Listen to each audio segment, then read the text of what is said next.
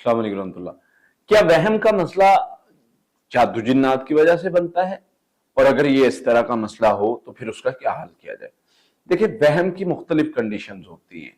वहम एक तो ये होता है कि एक चीज प्रॉपर आपको नजर आई है और कोई शर आपको पहुंचा है, वो जादू की सूरत में, जिन्नात की सूरत में, या इससे रिलेटेड किसी भी मसले की सूरत में, और वो चीज आपके माइंड में बैठ गई है।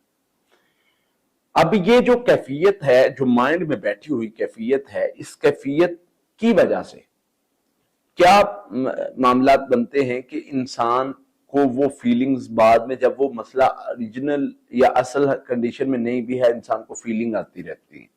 कोई है, फॉर एग्जांपल, एक बंदे को सच्ची में जिन ने मस करके खिबती बनाया है, मस करके मारा है, मस करके तकलीफ दी है, मस करके दौरा पड़ गया इसको।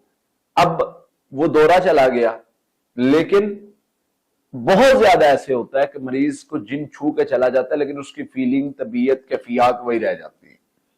इसको हम वहम की बीमारी कह सकते हैं। अब दूसरी तरफ वहम, जिसको यानी वहम आते रहते हैं, मैं साफ नहीं हूं, मैं पाक नहीं हूं, मेरा ये नहीं सही, वो नहीं सही, दरवाजा नहीं लगा, बार बार रिपीट करता रहता है, वो साइकोलॉजिकल इश्यूज में चला जाता है, जिसको ओसीडी यानी ऑब्सेसिव कंपल्सिव डिसऑर्डर कहते हैं। खैर, उसका एक अलग ट्रीटमेंट है, उस पर हमारी वीडियोस मौजूद हैं।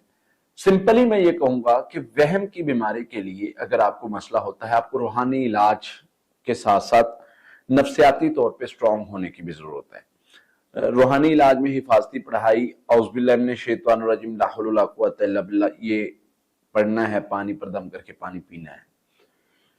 ये पढ़ने के बाद आपका बिलीव सिस्टम स्ट्रांग होना चाहिए। अपने बिलीव सिस्टम को, तवक्कुल को मजबूत करना है कि मैंने ये पढ़ लिया, मैं महफूज हूं, अब कोई शर नहीं मेरे तक पहुंच सकता। फिर इसी तरह से जब ये मामला हो जाए, उसके बाद आपको नफ्सियाती तौर पे खुद को स्ट्रांग करना है, सेल्फ कंट्रोल पे काम करना है कि मैंने अपने आप को रोकना है। मुझे वहम आ रहा है, मैंने वहम के पीछे नहीं लगना, मैंने वहम करना नहीं है, मैंने वहम को अपने ऊपर सवार नहीं होने देना।